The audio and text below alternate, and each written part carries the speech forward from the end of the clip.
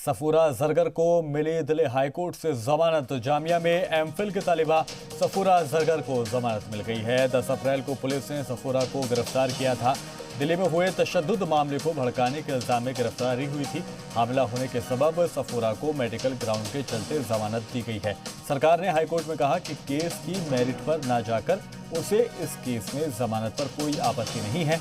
Court ने शर्त भी लगाई है, इस दौरान वो किसी भी ऐसी गतिविधि में लिप्त नहीं होंगी जिसमें उनकी जांच हो रही है। गवाहों सबूतों से छेड़छाड़ भी नहीं करेंगी। दिल्ली छोड़कर बिना अदालत की इजाजत के वो नहीं जाएंगी। एक तरह से आप कह सकते हैं एक मुहिम छेड़ दी गई थी।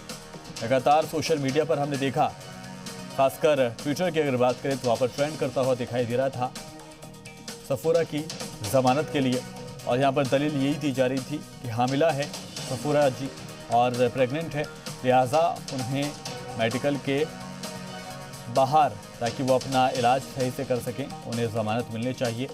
और दिल्ली पुलिस दरअसल इस पक्ष में नहीं थी। दिल्ली पुलिस ने साफ तौर पर यही कहा।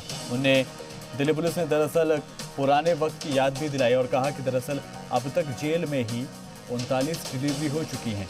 पूरी सहूलत यहाँ पर दी जाती है, लिहाजा हम ज़मानत के पक्ष में नहीं हैं। चूँकि कोर्ट में मामला ज़ेर इल्तवा था, वहाँ से ये राहत सफूरा को मिली है।